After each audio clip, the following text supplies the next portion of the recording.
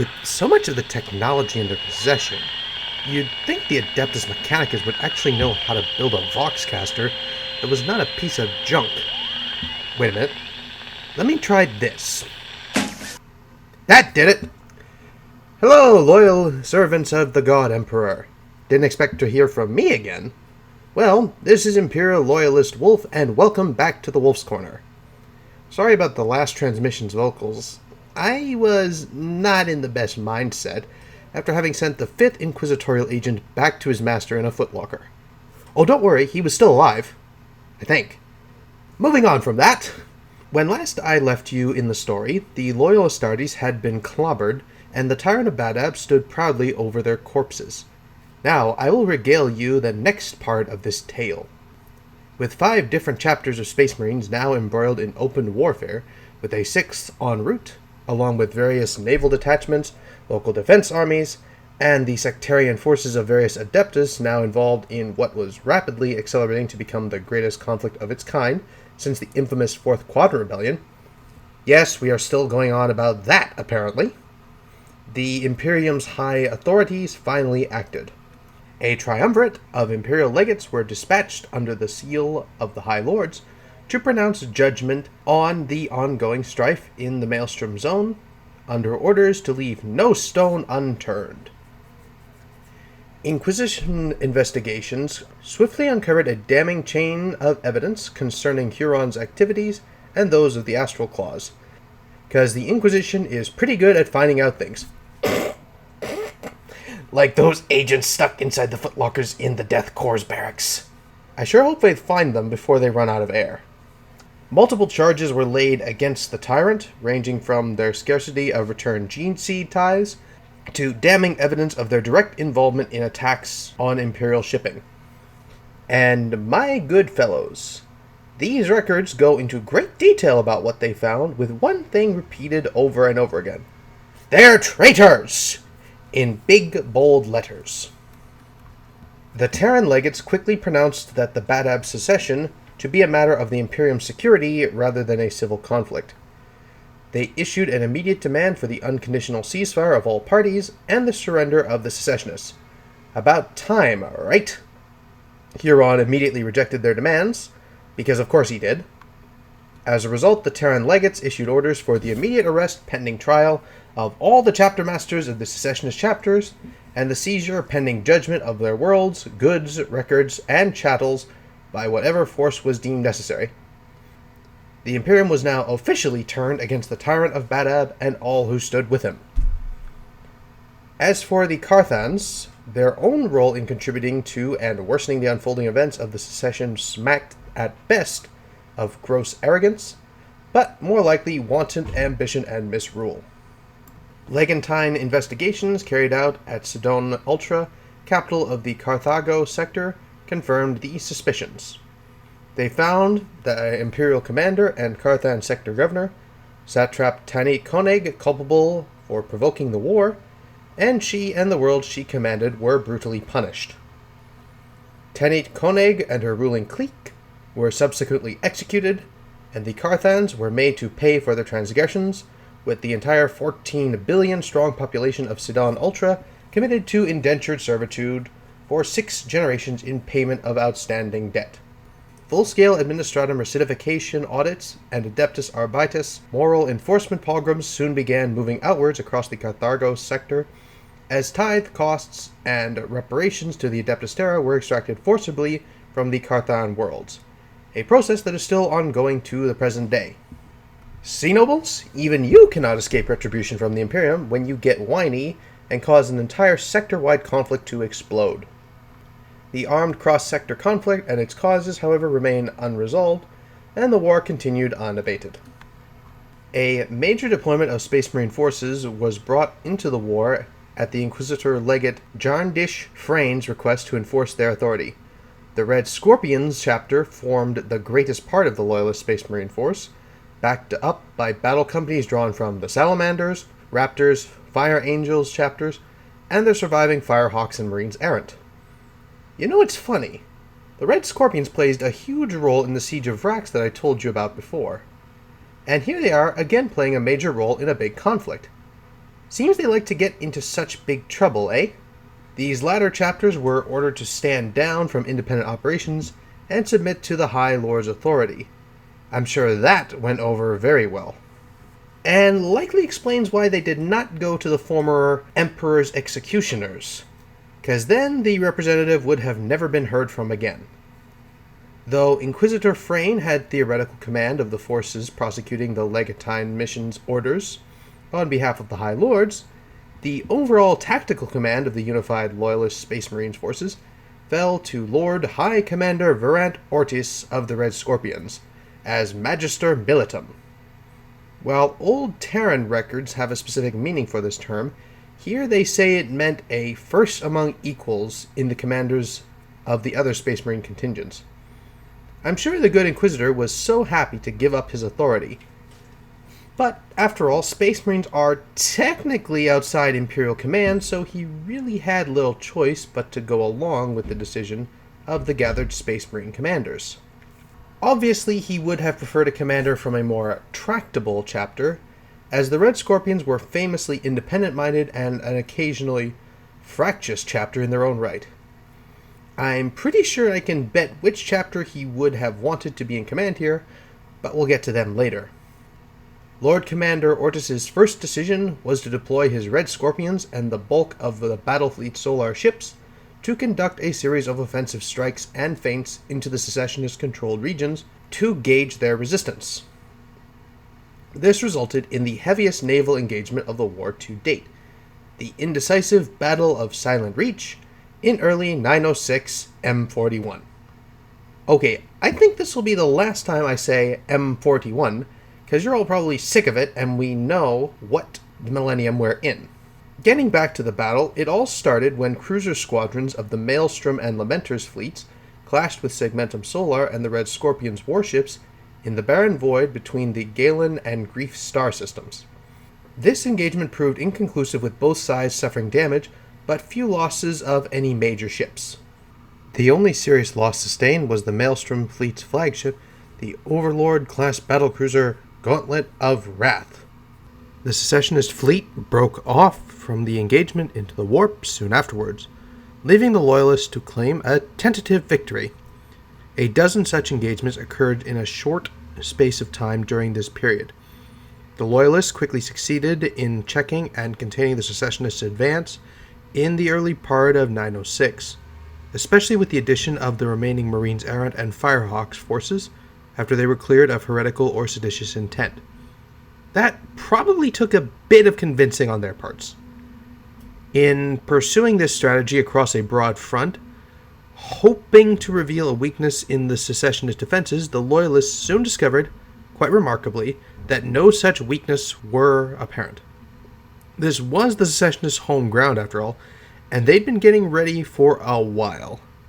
Thus, the Loyalists were forced to change their strategy. But before they could do that, well, the Firehawks decided to be a real pain in the butt again. Before they submitted to the Legate's will, the Firehawks had one last act of bloody vengeance to carry out, which has since been entered into the imperial history of the war as the infamous firebombing of Sacristan.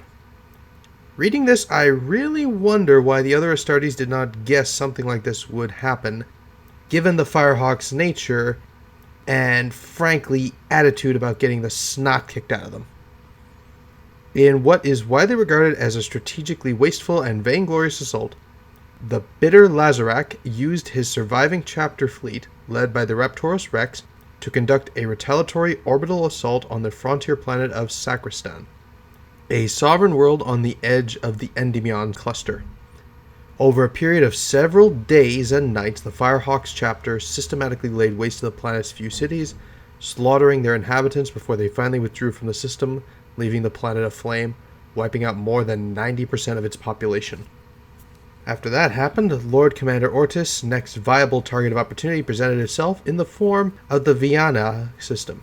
Viana was an important world and served as the gatehouse along one of the secondary warp routes around the rim of the Maelstrom. Furthermore, its defenses and garrison were weaker than the heavily reinforced Sagan system.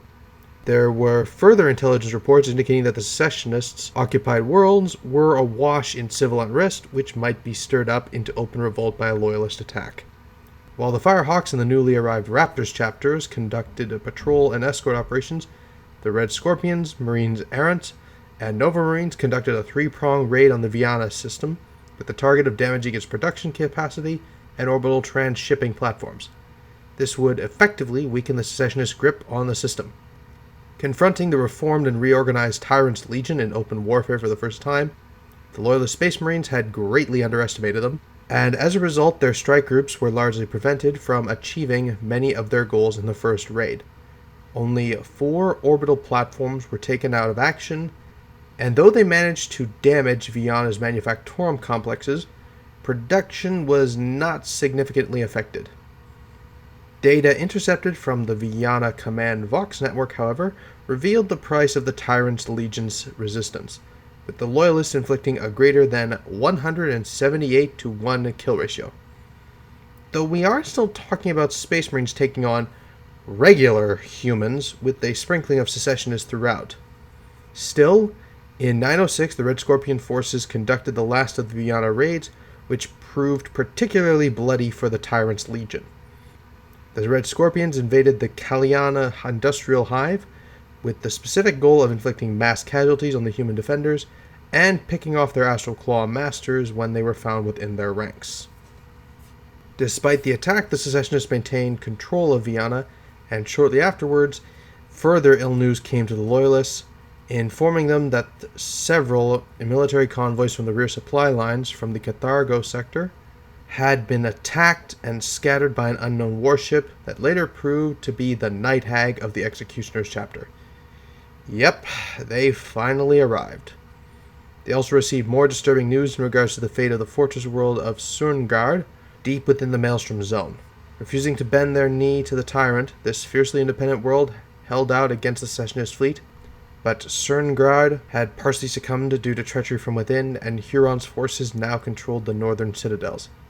Remaining too deep within enemy territory to mount an effective relief operation, the prospects for the ancient fortress world to fall to secessionist control proved to be a grim prospect for the Loyalists for a future siege. Yeah, that sucks for those poor fellas.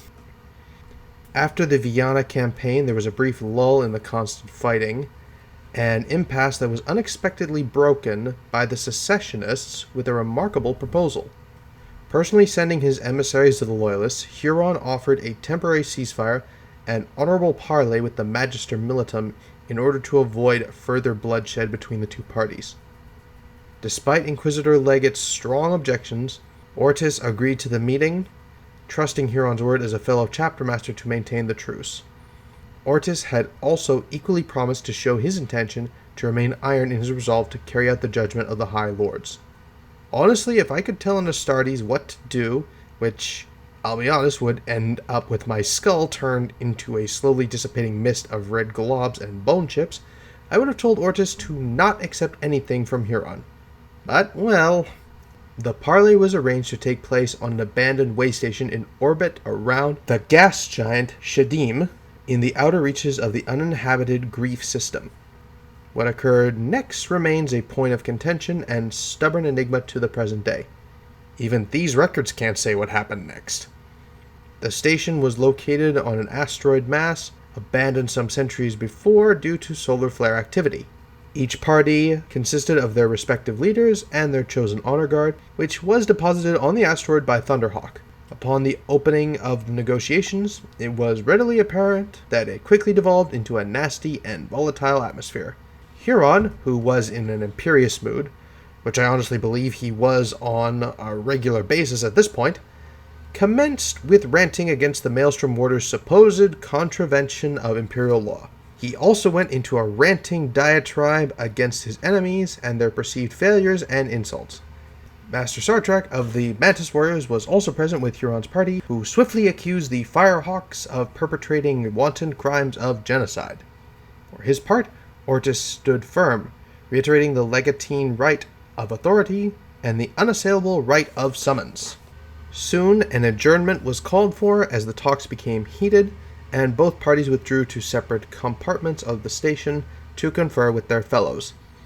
Matters of record regarding the following incident becomes muddled and contradictory at this point. Loyalist communications to their strike cruisers were suddenly cut off as 3 unknown vessels attacked from concealed positions deep within the thick atmosphere of the gas giant Shadim. These attackers assaulted the asteroid base before either Loyalist or Secessionist vessels could respond, raking the way station with a devastating salvo of weapons fire before boarding with a raiding party comprised of heretics, mutants, and other renegades.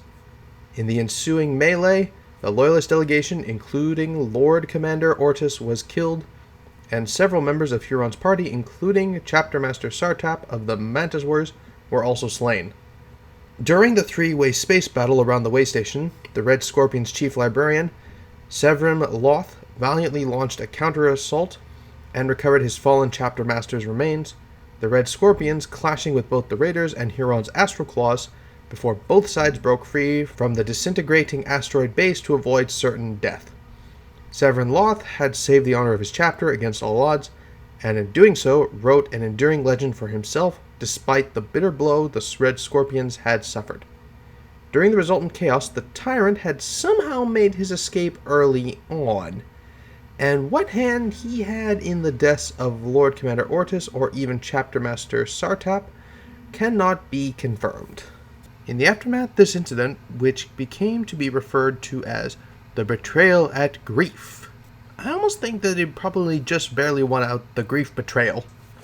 Many within the Loyalist ranks blamed Huron's disloyalty for the attack, claiming it as rank treachery, while the Secessionists laid the blame at the feet of the Inquisition as a plot to assassinate the tyrant by covert means. Legate Inquisitor Frayne concluded that the incident may have been due to the possible intervention of third parties of malefic design who wished to benefit from the continuation of the war as the whole region descended into bloodshed and anarchy. Frayne also didn't rule out the possibility that the plot was carried out by Huron himself in order to assassinate his erstwhile ally, Chapter Master Sartak. Ortis' death merely served to seal the assassination in a shroud of doubt for friend and foe alike. Evidence from that tie had been the uncovering of growing disquiet among the Mantis Warriors in their support for the Secessionist cause. Committed as they were to protecting their fellow Maelstrom Warders from outside aggression and defending their sacred independence and rights of the Astartes, they still saw the direct judgment of the High Lords as something not to be disregarded. Rumors concerning the rule of the Astral Claws within their own domains had begun to circulate and had been the cause of disquiet for some time.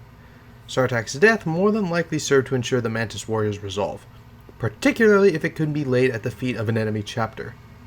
And I imagine anybody who voiced a thought about their chapter master's mysterious death quickly ended up falling down a battleship's main elevator shaft head first without his armor.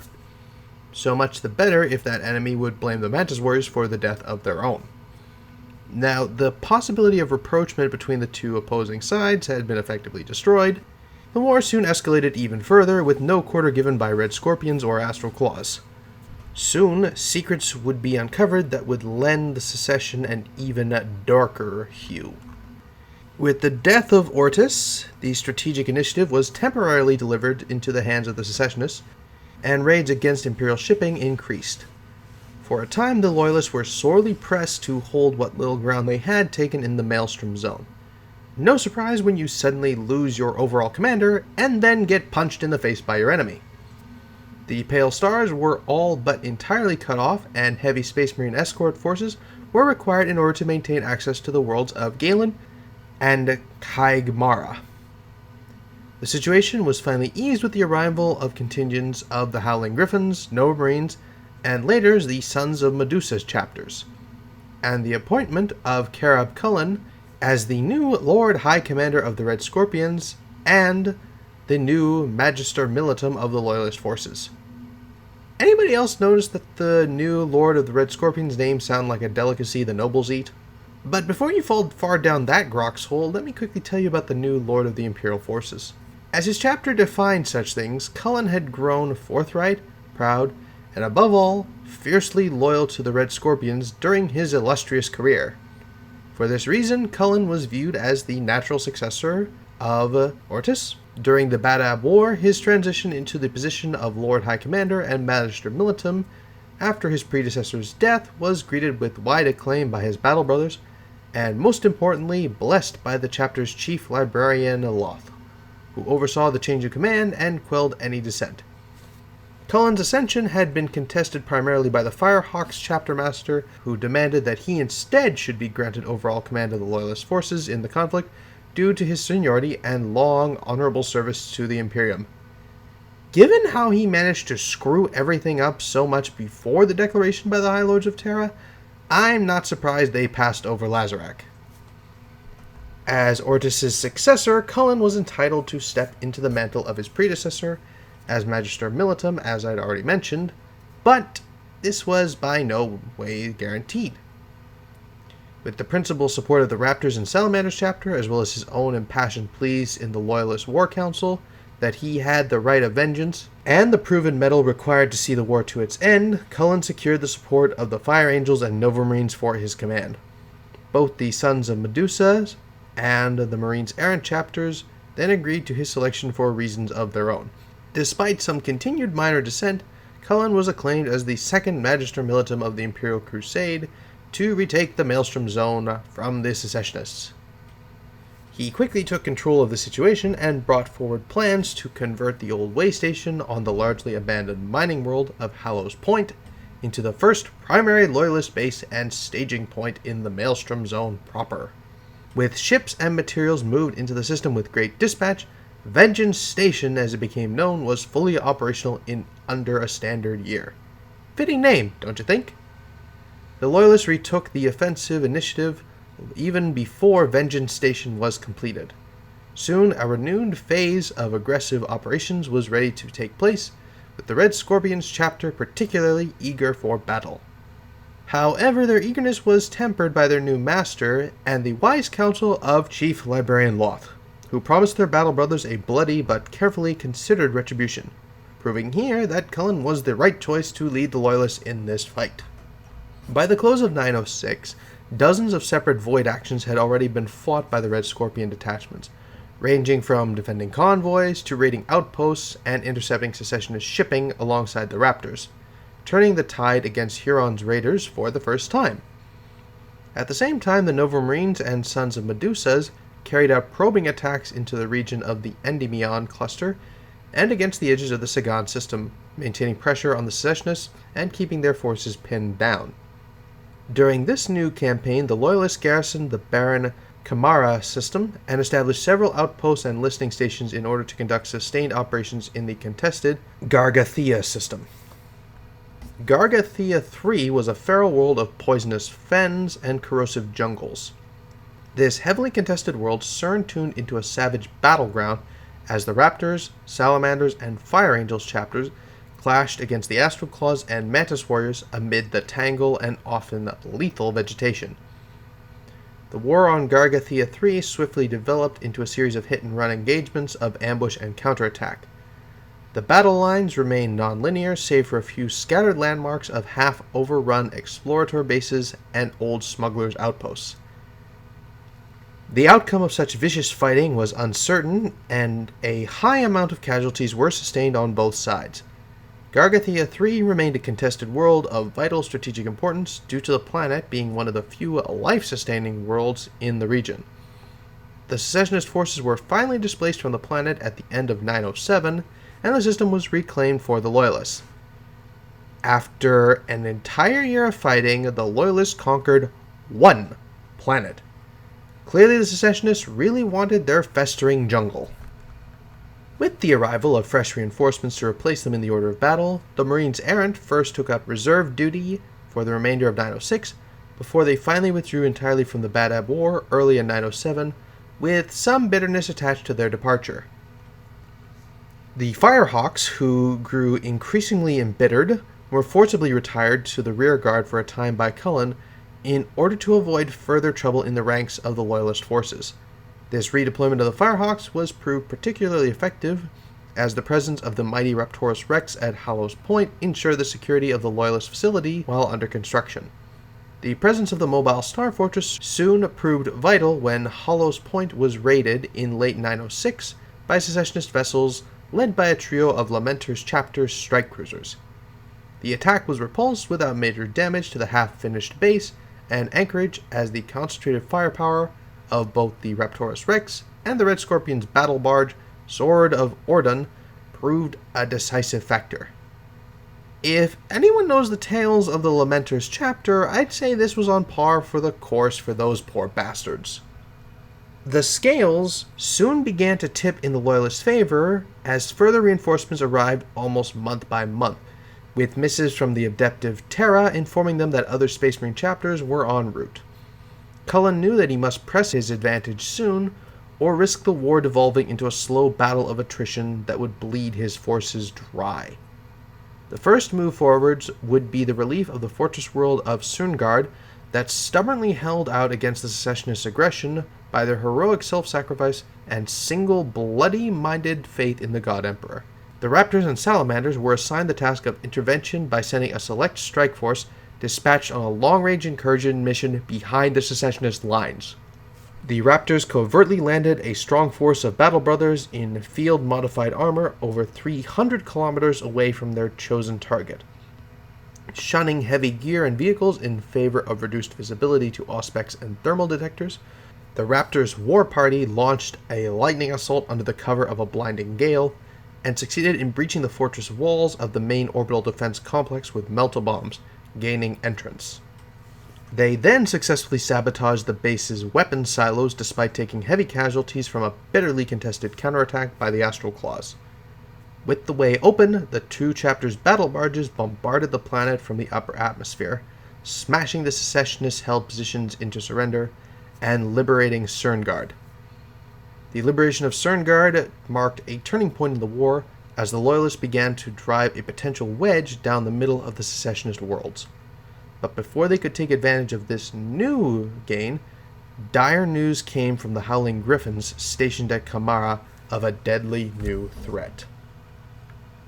Inquisitorial interrogations of an Astral Claw apothecary captured during the battle for Cerngard's polar fortresses revealed, to the general shock of the interrogators, that the prisoner was not in fact an Astral Claw by origin at all, but was in fact a former member of the Tiger Claws, a chapter long thought lost. The Astral Claws' hubris resulted in their chapter secretly absorbing the remnants of their long-lost successor chapter, and ultimately led to Huron's dreams of expanding his chapter into a force with the strength of one of the Space Marine legions in order to pacify the Maelstrom Zone permanently and crush mankind's enemies. Some Imperial scholars contend that when the last remaining Tiger Claws were taken into the Astral Claws' midst, these once loyal brothers grasped a poisonous viper to their hearts, thus causing them to eventually fall from grace. Further dire and extreme interrogative methods were then unleashed in utter secrecy as a planned series of stalk and capture raids were engaged upon by covert Astartes and Inquisition forces operating within the Maelstrom Zone. Evidence was quickly amassed of an unforeseen and terrible heresy that had been pursued by the Astral Claws and Huron for more than a century, and to which I previously mentioned all that time ago. The Tyrant had ordered the withholding of his chapter's gene seed ties to the Magos Invigila, not to replenish the chapter's own losses, but at first in order to help save the remnants of the decimated ranks of their near-extinct kin, the Tiger Claws, who had sought sanctuary with them in secret. Huron and his fellows hid them within the Astral Claw's own ranks. He then further compounded this by seeking to expand his own forces far past the levels mandated by the Codex Astartes. For at least 100 years before the outbreak of the conflict, the Astral Claws secretly attempted to transform their chapter into a force equal to a Space Marine legion. In his monumental arrogance and pride, Huron sought not to rebel against the Imperium, but to prove his case by scouring the Maelstrom clean and establishing a new realm carved out for mankind in the name of the Emperor. To outside scrutiny, the Tyrant placed Astral Claw's detachment within the Tyrant's Legion's ranks before the outbreak of the war as trainers, tasked with the purging and improvement of the mediocre and often corrupt PDF armies in the Badab sector. But in reality, the Legion's tribunes were in all cases passed off as the force's commanders. This treachery succeeded in concealing the true number of the tyrant's growing chapter from prying eyes, and enabled the Astral Claws to disperse these hidden forces all across Huron's domain, hidden within the tyrant's legion. The duplicity of the tyrant and the Astral Claws rapidly became apparent when the Badab War engulfed the Maelstrom Zone, as did the identity of the true commanders of the tyrant's legion, who willingly followed their master without falter, taking up arms against any who would challenge the tyrant's domain. And as I mentioned earlier, the Astral Claws apothecaries had also been conducting experiments in rapid zygote cultivation. But it was not very successful. Unfortunately, the time that they'd had allowed the Astral Claws to stand at about 3,500 battle brothers. So at long last, the numbers were correct. The Loyalists knew they were not facing 4 chapters of secessionists, they were facing 6.5. And so the war just got a whole lot more problematic. I would like to go on, but unfortunately it seems the Inquisition's caught up with me again. When we come back, I will tell you about the bloodiest periods of this conflict, and how the war between brothers left the Imperium blind to other enemies who saw an opportunity to get some of their own loot from this fighting. This is Imperial Loyalist Wolf, and I apologize to whoever owns the window I'm about to go through. Have a good day!